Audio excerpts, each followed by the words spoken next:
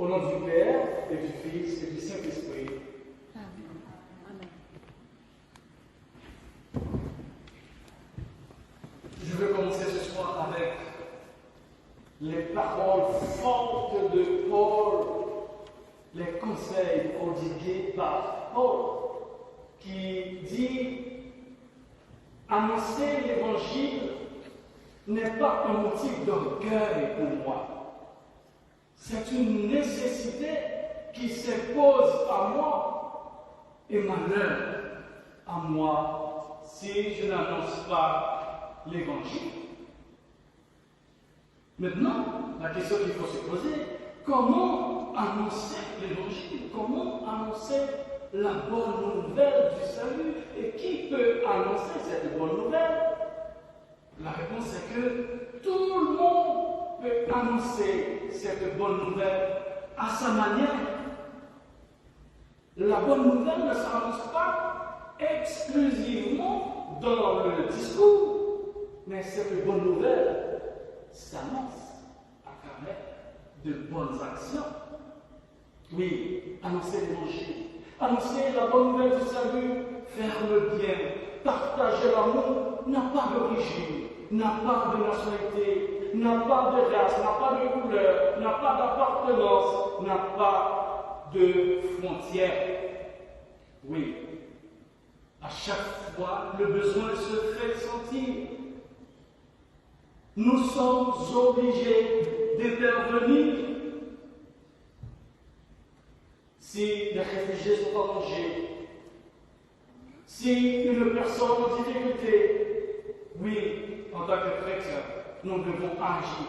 Agir non pas parce que vous êtes réfugié, ou du moins l'un de vos parents était réfugié, non pas parce que vous êtes affamé, mais il faut se mettre à la place de, entre guillemets, une victime de la société, comme si c'était vous. Ça fait penser aussi aux paroles de Montesquieu. Si je savais quelque chose préjudiciable à ma famille, utile à ma famille et préjudiciable aux gens eux-mêmes, je la regarderais comme crime. On doit se mettre à la place de l'autre. Oui.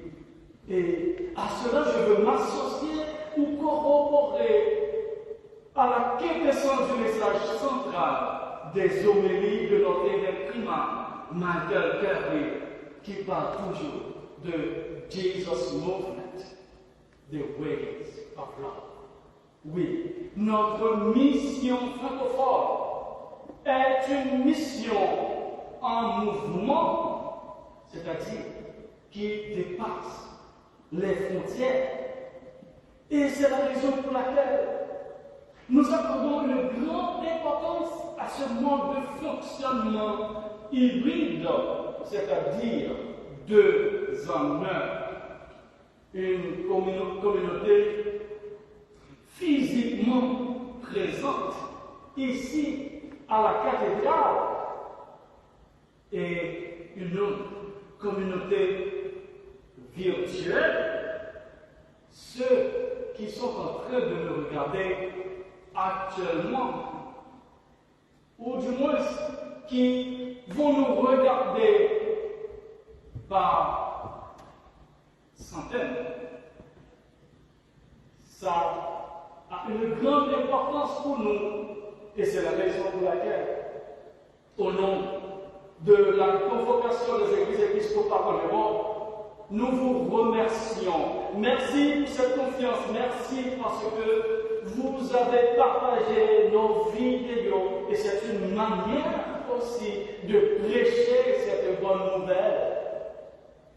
Et qui vous dira en partageant quelque chose comme ça pour toi de rien n'était. Alors que pour celles et ceux qui vont tomber sur cette parole, c'est une mine d'or. On a déjà eu bizarrement des témoignages et ça fait chaud au cœur. C'est vrai. Je ne m'y attendais pas. Je ne savais même pas. Il faut savoir que à chaque fois que l'on fait du bien, ça suit. Et ce bien-là doit être contagieux. Celui qui a bénéficié de ce bien, eh bien, il est appelé aussi à faire de même. Oui, nous devons continuer à souder ce lien parce que c'est l'un de nos objectifs, c'est-à-dire rester en contact avec tout le monde. Oui, plusieurs personnes, plusieurs participants virtuels m'ont déjà contacté pour me dire du moins, vous savez, dans telle période, je serai à Paris et cette fois-ci, j'y participerai physiquement. Et je ne savais même pas s'il y avait telle ou telle personne, un groupe de personnes qui nous regardaient de loin. Et c'est là une grande famille. Chers amis dans le Seigneur, nous sommes dans la continuité de l'évangile du dimanche dernier. La toute-puissance de l'autorité divine était à l'heure dans la synagogue. Vous vous rappelez la personne qui avait l'esprit impur, qui était venue vers Jésus. Et Jésus, symbole, ou du moins la toute-puissance qui représente la toute-puissance même de l'autorité divine, dit sors sur cet homme. Et là, il était tranquille, impur. Parce que la voix de Dieu, celle qui dépasse toute intelligence, parle.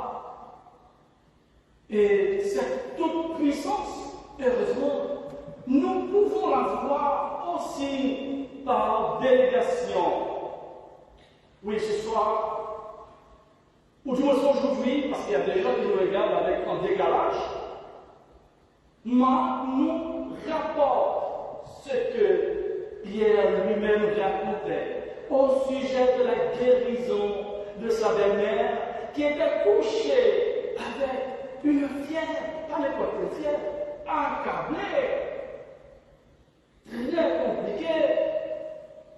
Et aussitôt que Jésus arrive, c'est Pierre qui parle, je lui parle de son cœur. Jésus s'approche, prenant sa main, l'aidant à se lever. Bingo! Mine de rien, la dame, elle n'a plus de fièvre. Et la chose la plus importante, c'est tout à coup, tout de suite, elle se met tout de suite à nous servir. Cette femme, malheureusement anonyme, parce qu'on n'a pas cité son nom, mais joue le rôle, à mon avis, joue le rôle le plus important dans ce récit. Et je profite de cette occasion pour vous dire, vous qui êtes femmes, qui nous regardez, qui êtes là à la cathédrale, vous avez une grande importance, souvent minimisée. Et c'est la raison pour laquelle nous avons raison. Et à l'église épiscopale, nous valorisons, il y a ce qu'on appelle la parité. Tout ce que l'homme peut faire, la femme peut le faire également. N'est-ce pas une manière non plus de donner ce crédit à toutes les femmes, le fait de ne pas citer le nom de cette femme? Oui, il s'agit de l'image d'une femme généreuse, hospitalière, qui se met tout de suite au service des autres. Qu'est-ce que c'est beau de servir! Qu'est-ce que c'est beau de contribuer à la réussite de quelque chose qui n'était rien initialement, comme le cas de notre mission épiscopale francophone.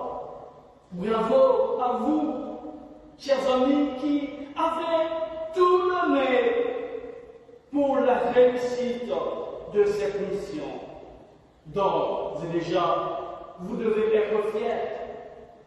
Et qui sera, peut-être dans 10 ans, dans 15 ans, peut-être que vous allez vous rappeler, ah ouais, je me souviens qu'on a commencé comme ça. Et c'est parce que vous avez contribué, vous avez mis votre pierre là-dedans. Et oui, je dis la voix. Vous qui pensez que vous travaillez dans l'ombre, vous êtes plus important que le prêtre qui est devant la scène. Parce que ne teste pas vous, le prêtre ne pourrait même pas se mettre devant la scène. Je veux parler des gens à l'accueil. Je veux parler des gens qui s'occupent de la table, des gens qui donnent de l'argent, des gens tout simplement qui veulent aider. Oui, c'est bien parce que cette semaine, j'ai vu passer des messages des gens qui veulent aider, qui se disent oui, je veux lire, je veux être lecteur, je veux faire telle chose. Ça c'est beau. Parce que vous ne faites pas pour du monde, mais qui suis-je? Même pour le faire pour moi, mais vous le faites pour la gloire de Dieu. Oui. Le message fort que Marc veut nous montrer que c'est que Dieu peut nous débarrasser de nos tribulations pour que nous soyons des serviteurs des autres, à l'instar de cette belle-mère de Pierre. Oui, soyez des leaders positifs, mes chers amis. Et Jésus dit à Simon, rappelez-vous, et ses compagnons, allons ailleurs, dans les bourgs voisins, pour que j'y proclame l'évangile aussi, car c'est pour cela que je suis sorti. Qu'est-ce que ça veut dire? Ça veut dire, pour Dieu, pour Jésus, aucun espace n'échappe à la mission de Jésus, car il ne cherche pas des endroits de confort ou des groupes privilégiés comme fait l'homme d'aujourd'hui. Ce soir, aujourd'hui, Dieu nous envoie tous en mission. Non pas pour dire aux autres, repentissez-vous, répondez-vous, car le royaume de Dieu est proche pour faire peur aux gens. Mais cette mission consiste à accepter l'autre, à accepter la différence, partager l'amour, partager la paix. Ainsi débutera le royaume de Dieu qui restera pour le temps et pour l'éternité.